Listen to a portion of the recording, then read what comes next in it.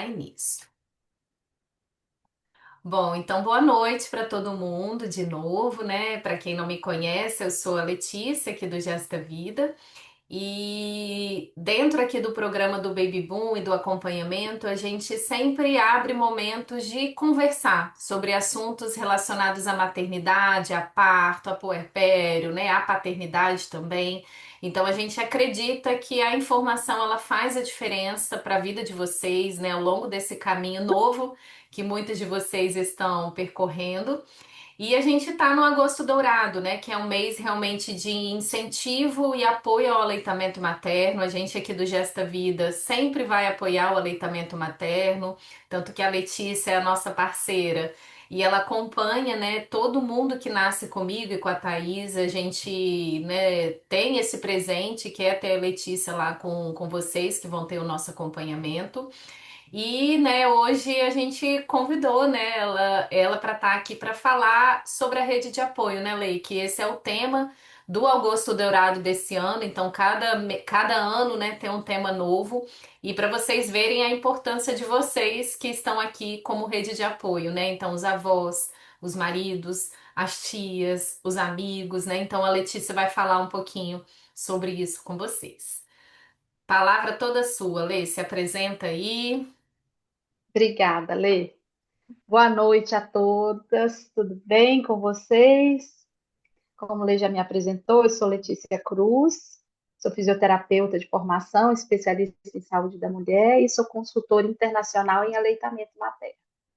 E estou vindo aqui hoje bater um papo, né? Como a Letícia falou, a intenção vai ser uma roda mesmo, para a gente conversar e discutir um tema que é muito pouco falado antes do bebê nascer, né?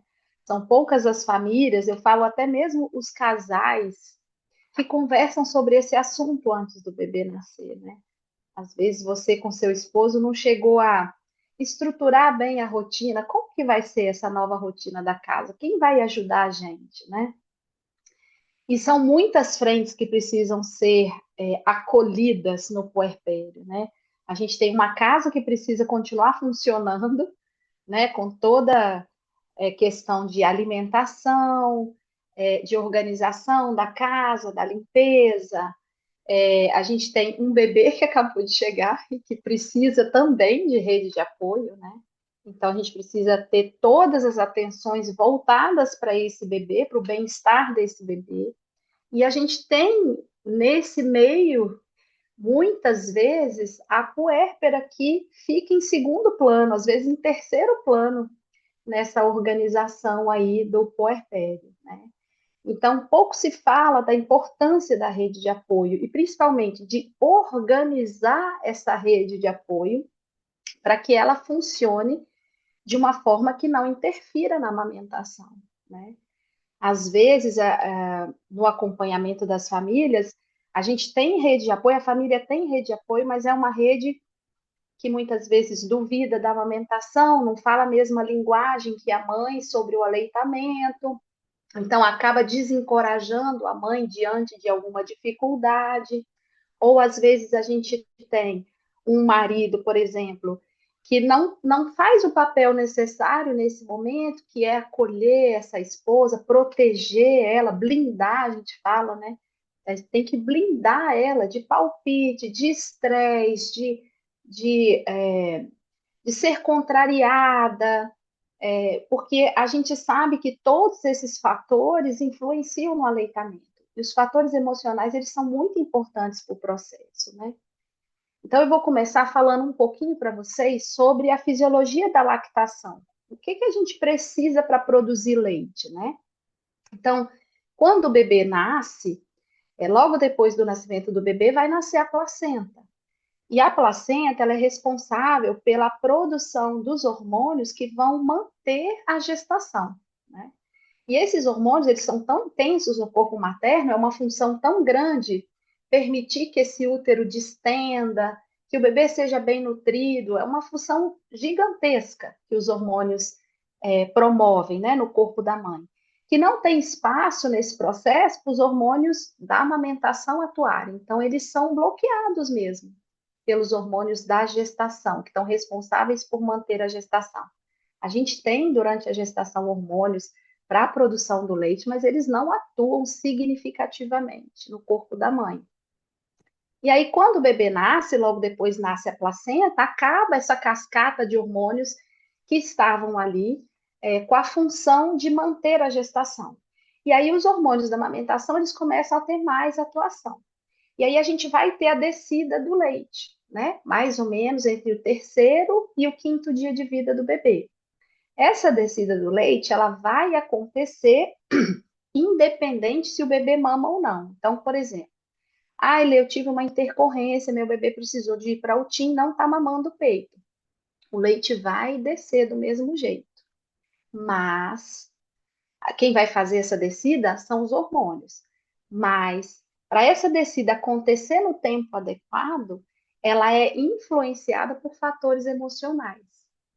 Então, por exemplo, se eu tenho uma mãe que está num pós-parto muito ansiosa, ou uma mãe que está com um processo de medo, né, desse início, será que eu vou dar conta? Será que eu não vou? Desse bebê. Ou se eu tenho uma mãe que está se sentindo pouco apoiada, às vezes pelo marido, às vezes pela mãe, às vezes pela sogra. Então, todos esses fatores emocionais, eles podem sim influenciar ou mesmo até atrasar a descida do leite, né? Então, é justamente nesses fatores emocionais que a rede de apoio é muito importante, em a gente manter o emocional dessa mãe equilibrado, né? Os hormônios, eles já fazem no puerpério com que a mãe tenha uma labilidade emocional, né, Lê? Então, a gente já sente, por mais forte que a gente seja, por mais forte, decidida e arrojada que a gente seja antes do nascimento do nosso filho, principalmente no primeiro filho, é uma sensação de fragilidade muito grande que a gente fica.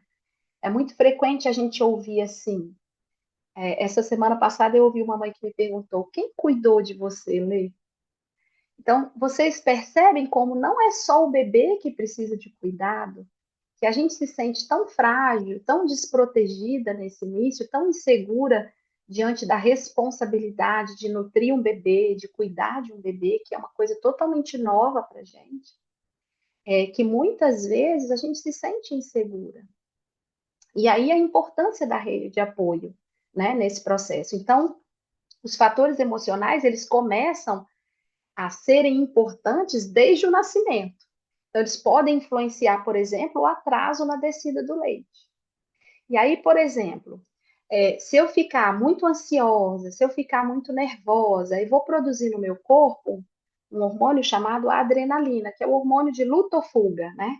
Que é um hormônio que ele é lançado no corpo da gente para que a gente fique em alerta. O corpo entende, olha, você está vivendo um momento de estresse, você está ansiosa ou preocupada com alguma coisa, então eu tenho muita adrenalina circulante, né? E a adrenalina, ela bloqueia a ação de um hormônio que é fundamental para a amamentação, que é a ocitocina. É a ocitocina que faz a ejeção do leite, a liberação do leite, né?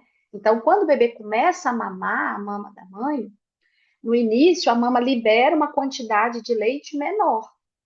O bebê muitas vezes tem que fazer 3, 4 sucções para uma deglutição, né? E aí, quando o corpo da mãe, através daquele estímulo da boquinha do bebê ali no mamilo e na areola sugando, entende que o bebê está sugando, esse estímulo deflagra um reflexo que vai até a base do cérebro da gente, numa glândula chamada hipófise, e libera a ocitocina. E é a ocitocina que contrai a glândula mamária, o alvéolo, para liberar mais leite com maior teor de gordura para o bebê. E aí, nesse momento, é que a gente vê o bebê fazer aquela sugada longa e lenta, que ele suga uma e já engole, né? Faz suga, engole, que muitas vezes a gente consegue até ouvir o glup, glup, glup do bebê. Então, quem faz essa liberação dessa maior quantidade de leite e com maior teor de gordura para o bebê é a ocitocina. Mas a adrenalina, aquele hormônio que foi lá liberado na minha corrente sanguínea por causa do estresse, da ansiedade que estava, ele pode bloquear a ocitocina. E aí o bebê pode ficar numa mamada com pouca liberação de leite para ele. Às vezes não é nem a produção da mãe que está ruim. Às vezes a rede de apoio, o contexto dessa mãe no pós-parto não está bom, não está bem estruturado, está gerando uma ansiedade na mãe, a ponto da gente ter pouca ejeção de leite na mamada, né? Então, estruturar uma boa rede de apoio garante à mãe que ela tenha tranquilidade para produzir leite, para fazer o leite descer no tempo adequado, para produzir leite no volume adequado e para ejetar esse leite para o bebê. Entendem como é importante a gente estruturar a nossa rede de apoio? E muitas vezes, no primeiro bebê, a gente não faz uma estruturação boa. Não é uma crítica, muitas vezes dá certo, mas às vezes eu vejo família que fala comigo assim: não, Lê, a gente vai ficar eu e meu esposo e a gente vai cuidar do bebê só nós dois, a gente não quer ninguém junto com a gente, a princípio. Eu acho maravilhoso, tá, gente? Comigo também foi assim. Mas olha, não esqueço as inúmeras noites em que eu passava o dia todo com Dante. E quando chegava 10 horas da noite, eu ligava para minha mãe: Mãe, vem dormir comigo essa noite, porque já estava eu e meu marido exaustos, né? E aí minha mãe vinha e passava a noite com Dante me ajudando, deixava eu descansar, só me acordava na hora das mamadas, né? Então, o que eu quero é que vocês pensem no plano B. A gente vai tentar ficar sozinha, eu e meu esposo. Maravilhoso, mas e se não der certo? Quem vai me ajudar? Quem é a primeira opção? É uma rede de apoio paga? É uma babá, por exemplo? É uma opção. Mas qual é a babá? Qual é a enfermeira? A gente não consegue da noite para o dia alguém para ajudar a gente. A gente tem que ter um planejamento, a gente tem que conhecer essa pessoa antes, a gente tem que saber se ela tem disponibilidade. Ou se não é uma rede de apoio paga, é a vovó que vai me ajudar? É a minha mãe? É a minha sogra? Né? Então, é importante conversar. Vou citar um outro exemplo simples, mas que a gente não pensa antes do bebê nascer. Antes do meu primeiro filho nascer, eu que fazia supermercado, meu marido não fazia. Então, colocar na lista assim, amaciante, não servia, né? Qual amaciante? Ele não fazia a mínima ideia do que eu usava em casa. Né? E aí a primeira lista eu lembro do trabalho que deu, porque eu tive que bater foto das coisas, mandar foto para ele. Então eu até brinco, eu falo, vamos treinar o marido antes, gente, do bebê chegar, com a lista do supermercado. É ele que vai fazer supermercado, porque a gente não sai de casa no início, né? A gente vai ficar aí provavelmente 2, 3 semanas sem conseguir sair de casa, né? Saídas muito rápidas, assim, para levar o bebê ao pediatra, às vezes uma vacina que faltou, que não foi dada na maternidade, um teste do pezinho. Mas muitas vezes é o pai que vai assumir essa função. Ele já fazia antes, maravilhoso. Se não fazia, ele vai começar a fazer agora. Como que essa dinâmica vai funcionar? Vamos fazer um experimento antes do bebê nascer? Vamos passar essa missão para o pai antes do bebê nascer, né? Para ver como que essa organização vai funcionar? Porque tudo isso pode gerar desgaste e estresse em vocês, né? Às vezes é uma mãe que é muito preocupada com alguns detalhes. Se esses detalhes forem muito importantes para vocês, vocês têm que conversar antes. Olha, meu bem, isso aqui é muito importante para mim, que funcione bem nesse período, né? Que você dê conta de fazer nesse período, né? Uma outra coisa também que é importante e que influencia a produção de leite é a alimentação da mãe. Que às vezes a gente não pensa como vai funcionar essa dinâmica da alimentação. E aí, muitas vezes, a gente chega para atender e aí a mãe comeu mais ou menos, porque, não fez o café da manhã direito. Eu comi um biscoito que estava ali, foi o que deu para comer, né? Aí o almoço, é 2 horas da tarde, não tinha uma programação de almoço, nem quem ia fornecer o almoço, nem se ia comprar fora.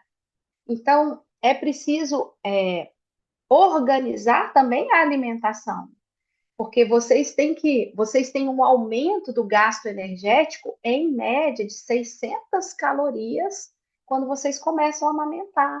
Então, vocês têm que se alimentar bem. A gente não pode pular refeição, a gente tem que comer refeições equilibradas, né? Lembrar que um pouquinho do que vocês comem interfere na produção de leite, um pouquinho do que vocês comem influencia o leite materno que está chegando para o bebê de vocês. Lembrar que a gente amamenta até tarde, às vezes na madrugada, e amamentar dá fome. Então, pensar num lanche para madrugada, né? Aí, na madrugada, se der fome, o que que eu vou comer? Vou tomar um pouquinho de açaí, que ajuda a produzir leite, né? Que dá bastante energia. Ou eu vou comer um pão, ou uma fruta, uma banana. O que que vai ser nessa ceia ali lá à tarde da noite, né? E procurar fazer as 4 refeições no dia bem feitas: o café da manhã, o almoço, o café da tarde e a janta. E ainda, se conseguir, alguns lanchinhos entre essas refeições principais, né? Comer uma fruta, tomar um açaí, né? Pensar em algum lanche assim. A gente tem que pensar também que em algumas situações, quando o bebê nasce, o bebê demanda muito da mãe, muito, né? A gente acompanha algumas situações em que o bebê às vezes faz mamada de 1 hora e meia, não é o esperado, mas acontece. E aí o esposo entra nessa hora, né? Ali com a preocupação da alimentação e da hidratação dessa mãe. Então, enquanto o bebê está mamando no peito, pode se alimentar, que um mito é, não pode comer enquanto o bebê está mamando. Não pode comer enquanto o bebê está mamando. Pode comer sim, não tem problema. Então, às vezes, faz uma vitamina. Uma outra dica que eu dou para vocês, um copo de canudo facilita muito a vida, porque às vezes a gente está com o bebê com as mãos ocupadas, né? Sem braço livre para a gente segurar um copo para beber água, para girar a cabeça para trás. Então, se o esposo chega com um copo de canudo, a gente consegue beber, se hidratar, tomar uma vitamina, por exemplo, né? Então, isso tudo a gente tem que pensar, abastecer a casa antes, fazer uma boa compra para que tenha tudo isso à mão e mais fácil para vocês administrarem, né? E uma outra coisa também que eu acho muito importante nesse processo é a gente falar com o marido o que incomoda a gente. Porque quando a gente não tem um bebê e quando a gente tem os hormônios todos estáveis, a gente tem algumas coisas que a gente não gosta, mas às vezes a gente engole, a gente não fala. Ah, não fez direito, eu vou lá e faço, não tem problema. Eu tenho disponibilidade para isso. Quando a gente está fragilizada, com recém-nascido, com dor, dependendo da via de parto, se é uma cesárea ou se a gente teve uma laceração de períneo, a gente está com dor, né? A gente fica com a tolerância menor para as coisas. Então, é preciso que a gente converse antes. Olha, isso me incomoda. Ou então falar com o marido: olha, no pós-parto eu não quero visita. Ou esta pessoa eu não quero. Porque às vezes existe alguém, um amigo, alguém que seja muito próximo de vocês, mas que naquele momento de fragilidade acha que não vai ser bom. Acho que fala muita coisa. Acho que a ajuda talvez não seja válida, né? Discutir com o marido também, vamos ter visita ou não vamos? Né, Lê? Que antigamente era muito aberto a questão da visita antes da pandemia. A gente ia nas maternidades fazer o primeiro atendimento ao recém-nascido, estava uma festa no quarto da maternidade, né, Lê? Hoje em dia, depois da pandemia, todo mundo se conscientizou que o recém-nascido, ele não tem proteção ainda. Ele vai receber as primeiras vacinas, mas ele vai ficar protegido depois da segunda leva de vacina que ele recebe no segundo mês de vida.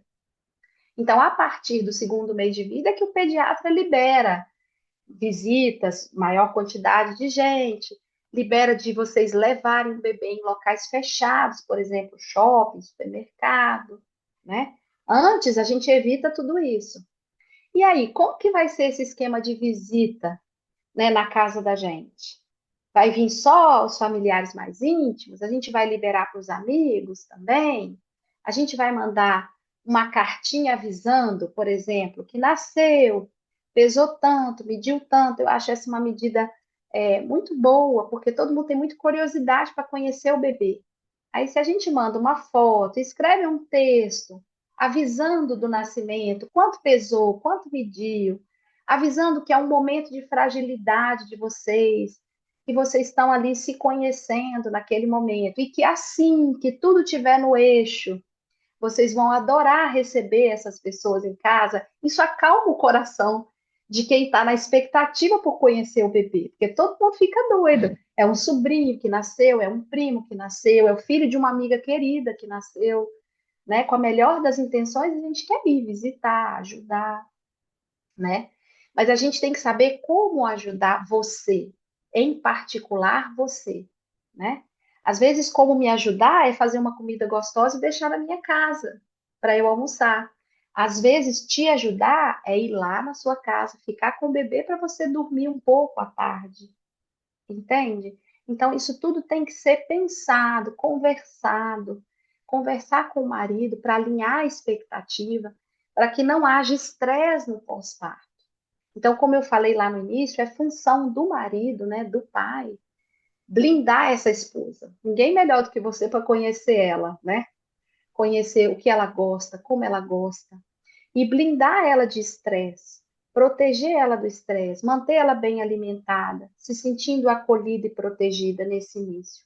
Dividir as funções do bebê com essa mãe, que às vezes tem muito pai que tem medo de segurar o recém-nascido, porque é molinho, porque é difícil. É difícil para você, é difícil para a mãe também. Ela também nunca trocou uma fralda antes, às vezes, do bebê nascer, né? Então a gente vai aprender juntos, a gente vai ganhar habilidades juntos, né? Então dividir as funções. Olha, você amamenta, eu ponho para rotar. Eu troco a fralda antes de você amamentar, porque aí, enquanto o pai troca a fralda, dá tempo da mãe massagear a mama, né? Para colocar o bebê para mamar. Então fica mais leve o processo, tá bom? Eu ia, Lê, quer acrescentar? não falar da questão das visitas, né? É uma Uhum, coisa que até agora na aula as meninas estavam aqui reclamando, da questão assim de como que as pessoas têm um palpite em relação à gravidez de vocês. E, gente, isso triplica no puerpério. Então, a isso. visita, né, além de ser mais um fator de estresse, né, porque você está aprendendo a amamentar, às vezes ainda está com dor, às vezes tem um bebê que não está recuperando o peso como deveria, né? Às vezes está com uma produção que já está sendo atrapalhada por conta do sono, isso que a Letícia falou, né? Tá comendo mal, tá um período ainda de adaptação. Então pensa receber pessoas na sua casa que começa a falar, né? Nossa, mas será que esse bebê não está chorando de fome? Nossa, mas será que esse seu leite é suficiente? Olha, mas não é bom, ó. Soube de um caso que quando foi ver precisava da fórmula. Então é um momento de fragilidade que vai minando ainda mais a confiança dessa mulher. E ao invés, né, de ser visitas, que às vezes a gente pensa, não, vai ser bom, né, ver gente, receber gente em casa, nossa, eles são tão, né, próximo ali desse parente, mas vai atrapalhar um processo tão importante que é a amamentação, né? E a gente sabe que são quantos dias, Lê? A média de amamentação exclusiva no Brasil, que é chocante, É, ver que é É, chocante. são 52 dias só. A gente tem que amamentar 6 meses, tá? Exclusivamente. A média é de 52 dias.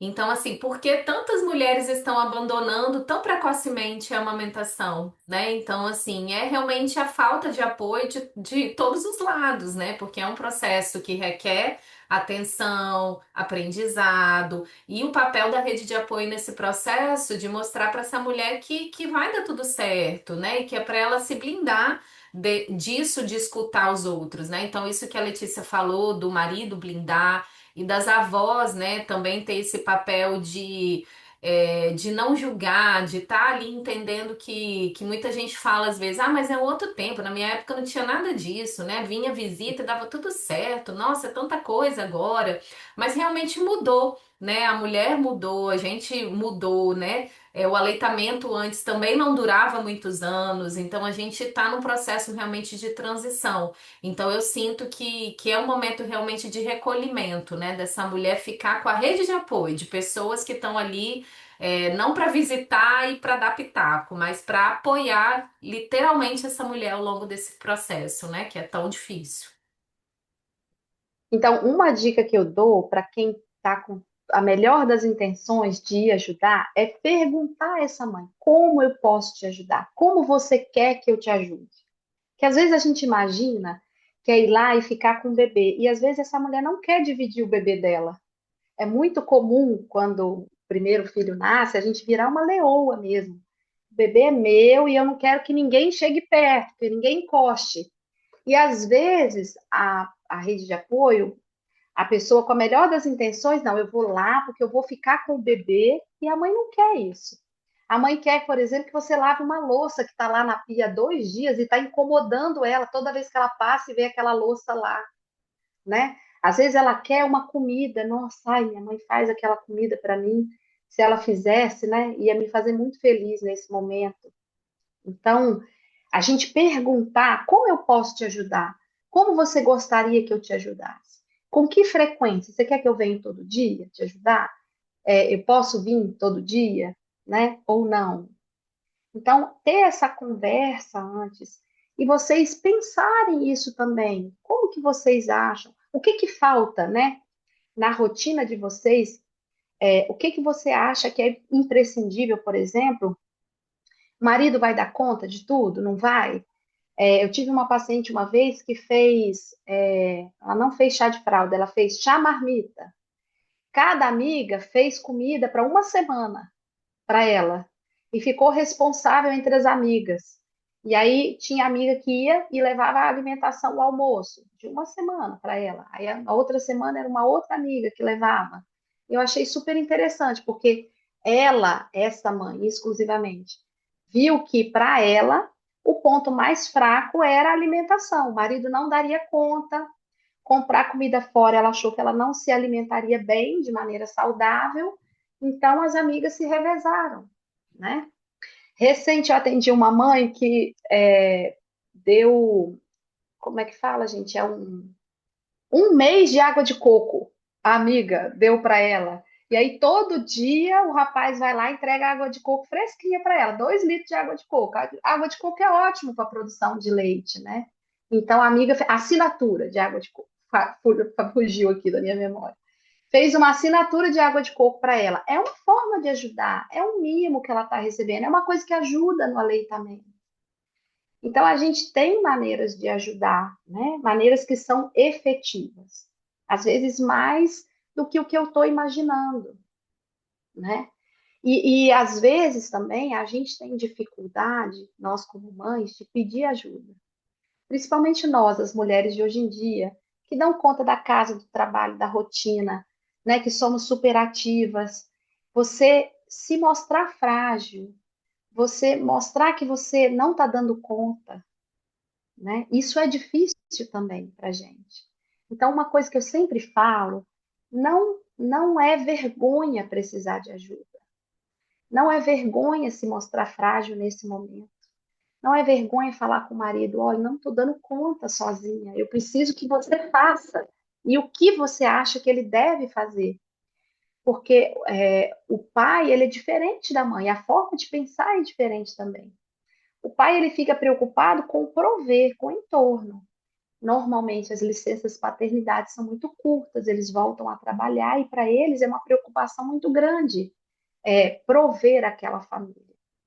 E como ajudar além do prover, às vezes o marido ele não tem ideia do que fazer. Não é que ele não tem boa vontade, às vezes ele não sabe nem por onde começar, né? Então, às vezes a gente precisa mesmo falar o tudo tintim por tintim. Olha, eu quero que você vá lá, faça assim, pegue assim, troque a fralda desse jeito, que às vezes até o jeito como o marido troca a fralda estressa a gente nesse início, porque a gente acha que o bebê vai estar em risco em cima do trocador e vai cair, ele não segura direito. Então fala, segura direito, escora ali, sabe? Eu preciso que você acorde de madrugada, uma mamada para ficar junto comigo, porque eu estou me sentindo mal nas madrugadas. As madrugadas, meninas, são muito solitárias, né? Eu até brinco, eu falo, olha, gente, ninguém desiste de amamentar de madrugada, não. Espera o dia amanhecer, porque quando o sol nasce, tudo melhora, sabe?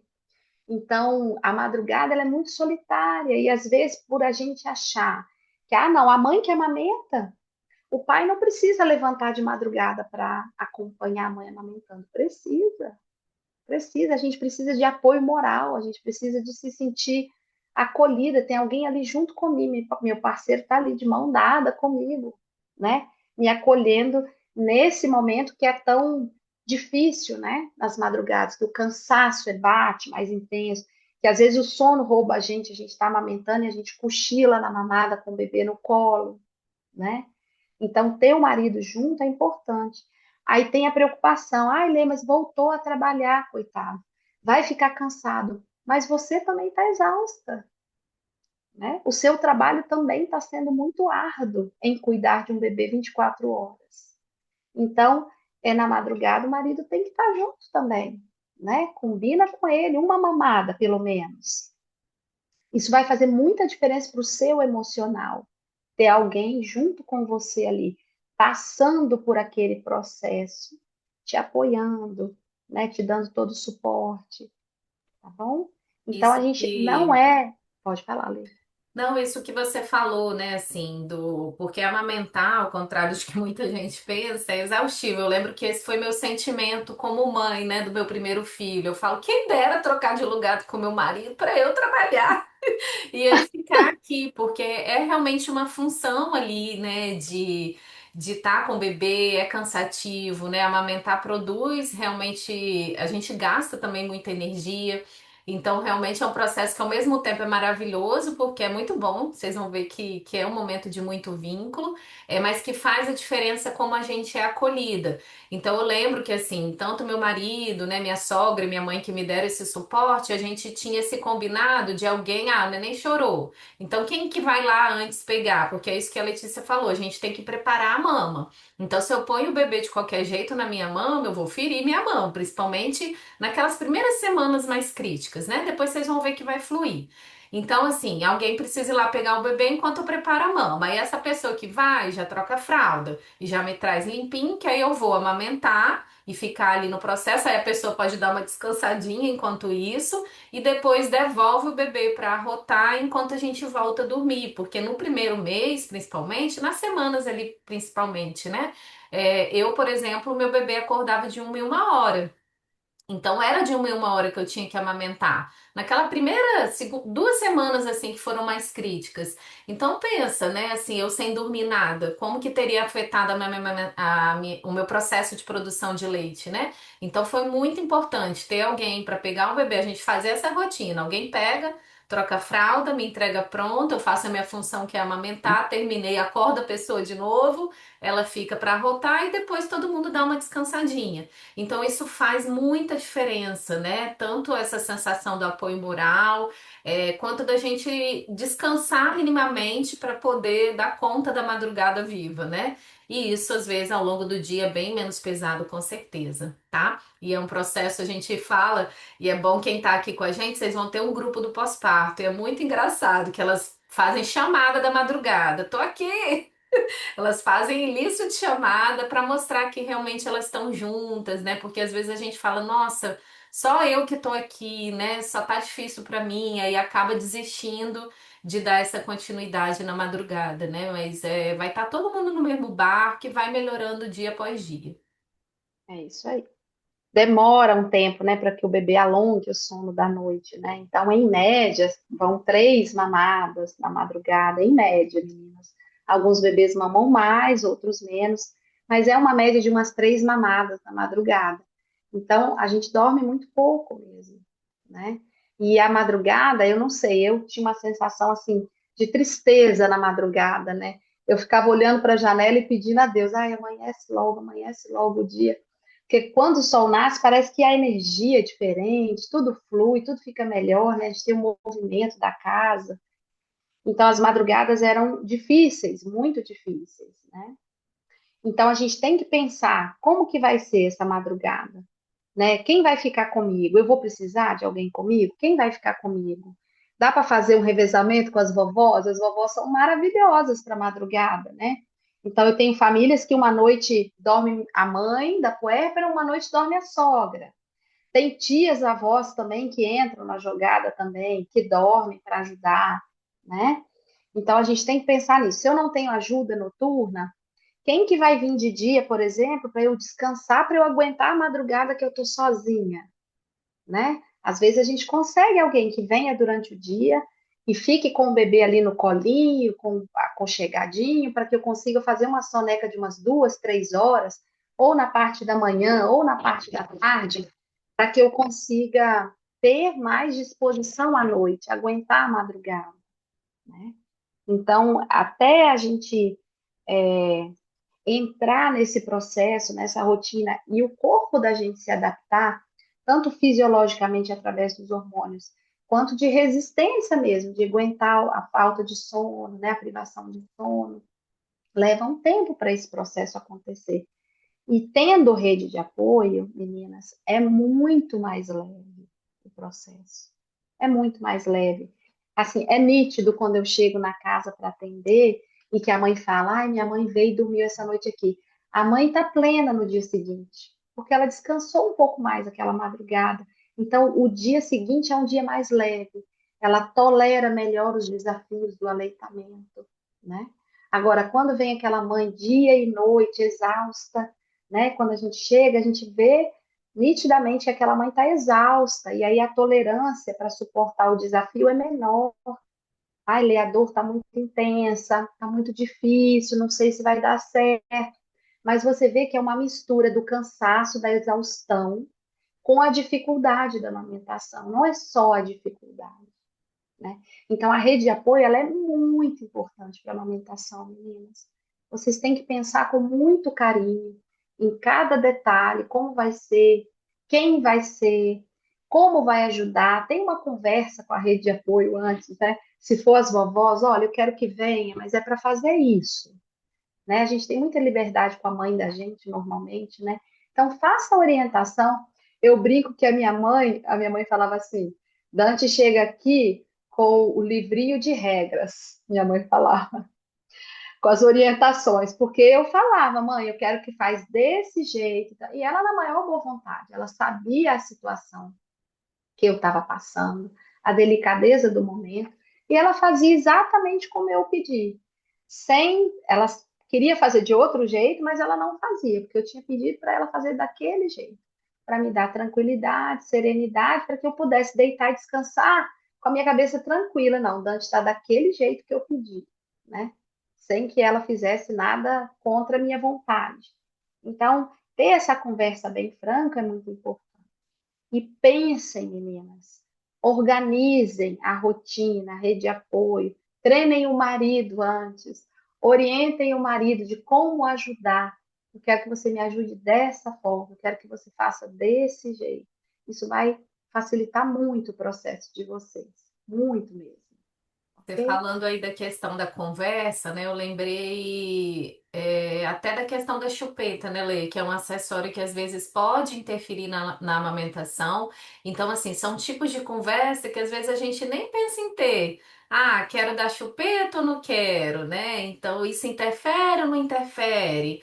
Ah, eu penso talvez em amamentar, mas eu penso em talvez dar uma fórmula para poder aliviar. Ou não, quero amamentar, mas quero ter um leite ali de madrugada para alguém dar e eu conseguir descansar. Então, isso tudo tem que ser muito conversado previamente, vocês estudarem a respeito para saber os prós e os contras, conversar com o pediatra, né, com a própria consultora de amamentação, né? Então, a Letícia, ela faz esse tipo de trabalho de preparação antes, né? Então, tá. Quero ir por esse caminho. Ah, fiz uma cirurgia no peito, possivelmente eu vou ter alguma dificuldade de amamentação. Qual é um plano B? Tem alguma forma? Então, isso tudo tem que ser conversado antes, porque senão vem toda a bomba de uma vez, né? E vocês não É, vão saber, como lidar. Então, às vezes, está ali começando o processo de amamentação, aí.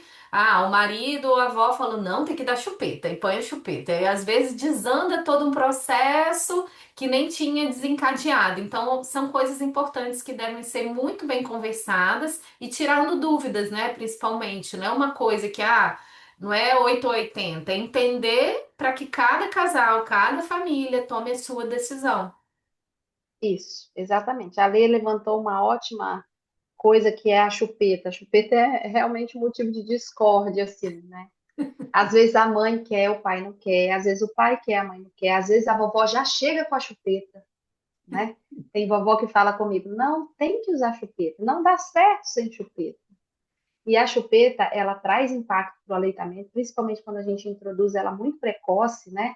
Então, tá ali naquele primeiro mês, primeiros 2 meses de aleitamento, que o bebê ainda está se adaptando, que a produção de leite da mãe ainda está se organizando para atender a necessidade desse bebê. E quando a gente põe a chupeta, a gente atrapalha o processo. Então, conversar sobre a chupeta é importante também, alinhar com o marido. E aí, a gente vai dar, não vai dar, né? A gente vai ter em casa, não vai ter em casa, que eu até brinco, não comprem, gente, porque se está em casa, no momento de desespero, a gente acaba dando, né? E conversar com a rede de apoio também, com a vovó, né? Porque a vovó, ao longo da gestação, ela vai falando algumas coisas, né, com a gente, né?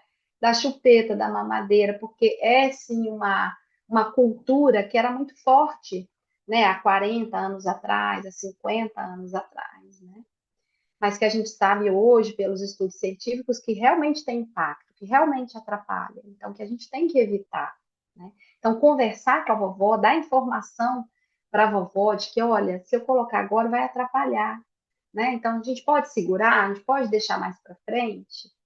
E essa questão também do leite na madrugada, como o Lei falou, né? Ah, eu preciso de descansar uma noite, estou exausta. Meu marido vai ofertar um leite. Precisa ser fórmula? Eu posso ordenhar o meu próprio leite e ofertar o bebê? Pode. Como que eu vou ofertar? É copinho, é colher dosadora, né? Que são os utensílios que são mais amigos da amamentação, que trazem menos impacto para a amamentação. Mas como que a gente oferta esse leite, né? Então, tem que, às vezes, treinar o marido para ele conseguir fazer na madrugada, porque a gente tenha tranquilidade de deixar o bebê lá com ele e falar, não, vai dar certo, né? Então, isso tudo a gente tem que conversar antes, né? E entender, ah, não, pelo menos uma noite na semana eu preciso de um descanso, né? Eu quero um descanso. Quero dormir mais horas, umas 5 horas seguidas, 6 horas seguidas, pular uma mamada. Então, isso é possível ser feito se a gente organizar o processo, né? Por isso que é tão importante a gente conversar sobre isso hoje, e por isso que esse tema veio tão forte, tanto na Semana Mundial de Aleitamento, quanto no Agosto Dourado. A rede de apoio até que fala na questão da Semana Mundial do Aleitamento, envolve também as empresas em relação ao trabalho, para ter incentivo para essa mãe que está amamentando, né? Eu acompanho mães na volta ao trabalho, né? Principalmente mães CLT, né? Que trabalham em empresas privadas. E às vezes a empresa não tem uma sala de ordenha para essa mãe. Essa mãe volta a trabalhar 8 horas por dia, a mama não aguenta ficar 8 horas sem ser ordenhada ou sem o bebê mamar. Então a gente precisa ordenhar. Muitas vezes essa mãe ordenha no banheiro, né? Porque não temos um lugar apropriado. A gente então precisa de ter uma conscientização das empresas também em relação a essa volta ao trabalho, porque a mãe volta com 4 meses, mas o bebê continua mamando. A Organização Mundial da Saúde preconiza que a gente amamente até 2 anos ou mais, né? Então a gente precisa minimamente ter um lugar para fazer uma ordenha de alívio, para pegar esse leite que eu ordenhei, conservar numa geladeira para eu levar para casa, né? Para ser dado ao meu bebê, tá bom? Então, a gente precisa também de apoio também do governo, de incentivar essas empresas a adotarem posturas que favoreçam o aleitamento materno. E também a gente precisa de profissionais da saúde que apoiem, igual a gente tem no Gesta Vida, é raro a gente ter, né? Isso é um incentivo ao parto, ao aleitamento, que a gente não acha mesmo em qualquer lugar, né? Aqui vocês estão mesmo com informações para deixar vocês seguras, tranquilas, para vivenciarem o processo, para entenderem o que é bom, o que é ruim, para traçarem o caminho de vocês, o melhor caminho para mim, porque a gente também não tem uma receita de bolo nem na amamentação. O que funciona para mim pode ser que não funcione para você, né? Ah, pode ser que eu precise, por exemplo, dessa questão do leite na noite. Ah, não, Lei, olha, eu não consigo ficar 2, 3 noites sem dormir uma noite inteira. Então, eu vou ter que ter algumas pausas assim de descanso para mim, né?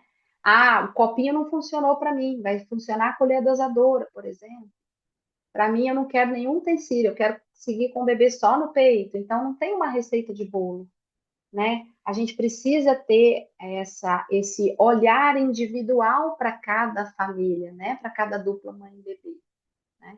E para isso a gente tem que conversar mesmo. Vocês têm que ter informação, como a gente está fazendo aqui hoje. Hoje eu pus um monte de interrogação na cabeça de vocês aí, para vocês chegarem em casa e sentarem, conversarem, identificarem as fragilidades, né? E já organizar tudo para quando o bebê chegar, não ter estresse, vocês ficarem realmente dentro de uma bolha, protegidas de qualquer estresse, de qualquer angústia, de qualquer insegurança, se sentindo muito bem acolhidas para vivenciar em plenitude o aleitamento, com tranquilidade. Lembrei aqui de um outro ponto que eu acho importante, da questão da rede de apoio também, ter o contato dos profissionais que vão estar envolvidos nesse cuidado com a mulher, né? Então, o contato do pediatra, o contato, né, da consultora de amamentação. Então, ter esse cuidado mais perto, porque vocês vão estar ali no dia a dia com essa mulher. Então, às vezes tem alguma dúvida, né, e quer perguntar. Quer saber se não está indo talvez muito além, né? No sentido que está virando um processo mais de sofrimento, porque a gente vê assim algumas mulheres que lutam muito para amamentar e chega realmente no momento que tá deixando de ser bom, né? Que tá deixando de ser legal ali até para ela vivenciar essa maternidade. Então, até saber esse momento, né, de falar, não, vamos mudar de rota, vamos mudar de caminho. Então é importante ter esse contato com esses profissionais, porque faz um elo realmente de tirar dúvidas, né? De pedir apoio mesmo, né? Quando estiver no olho do furacão, de observar se não tem sinais até de algo mais grave acontecendo, né? Como uma depressão pós-parto. Então é importante vocês também que vão estar envolvidos. Ter esse suporte também, né, de saber apoiar essa mulher emocionalmente, saber esse limite realmente de até quando talvez não conversar com ela, né, para mudar de caminho, né? Então, eu acho importante isso também. Isso mesmo, Lê. É muito importante. Todo mundo está envolvido, né? E ter aí os profissionais de suporte, né? Ter o contato deles para ir trocando mensagem mesmo, né? E aí, alguém quer conversar alguma coisa, quer perguntar alguma Tá? coisa? Tem como mandar a mãozinha ou pode só abrir o microfone ou manda aqui no chat também. Se não quiser Isso, pode abrir, manda aqui falar. no chat que dá pra gente ler.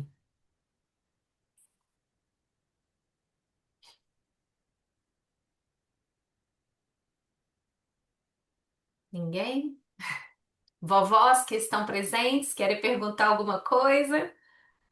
Temos várias vovós presentes, gostei Eu de tô ver. vendo. Que coisa boa. Muito bom. Eu acho que ninguém quer perguntar muita coisa. Eu acho que a Letícia trouxe, né, assim, um pouco da visão do que a gente queria falar sobre esse assunto, né, da importância da rede de apoio. Tenho certeza que muitos nem imaginavam que era tão importante, né? Às vezes acha que é realmente um momento só da mulher, né, que é um momento solitário. Ah, ela que vai produzir o leite, então é só com ela. E não, gente, vocês, assim fazem toda a diferença. Eu, como mulher, né, que já passei por isso duas vezes, vi o quanto que a minha rede de apoio me ajudou a continuar.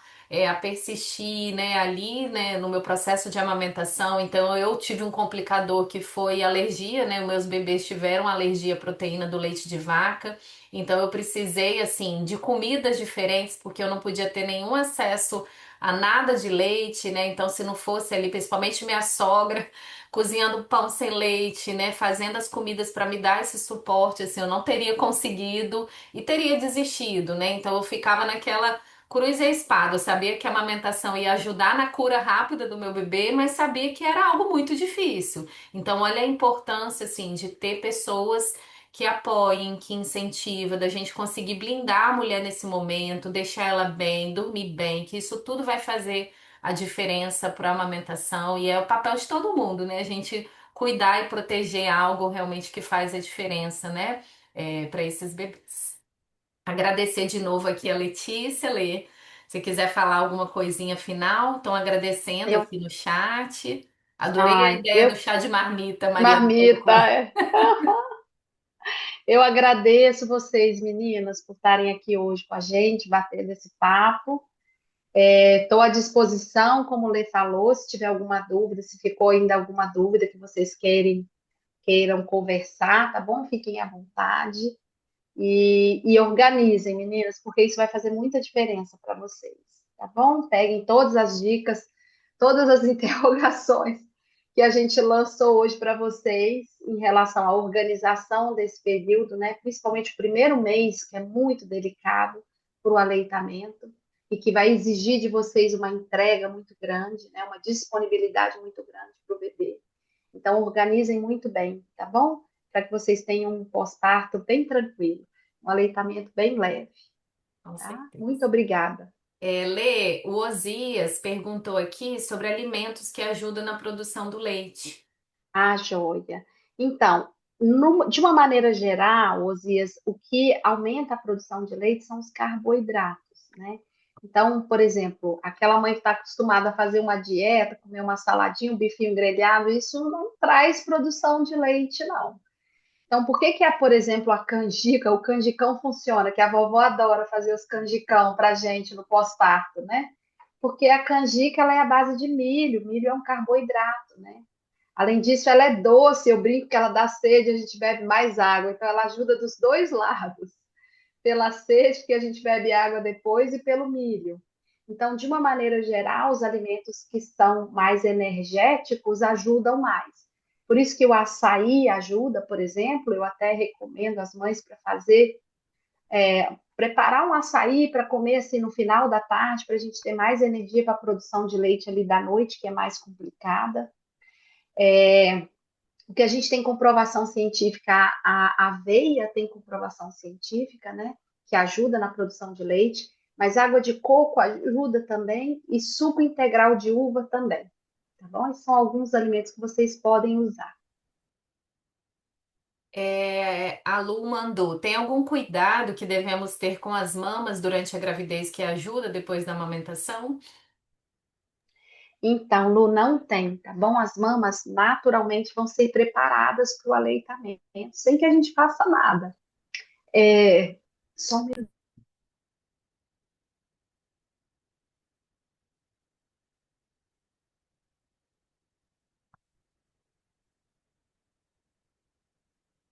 desculpa, meninas.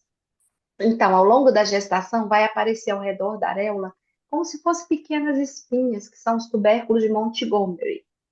Esses tubérculos, eles liberam uma secreção que vai preparar a pele da areola e do mamilo para o aleitamento.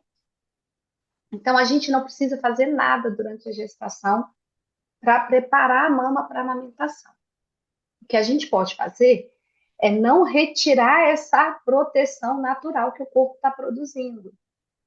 Então, se tomar mais de um banho por dia, usar sabonete só em um banho.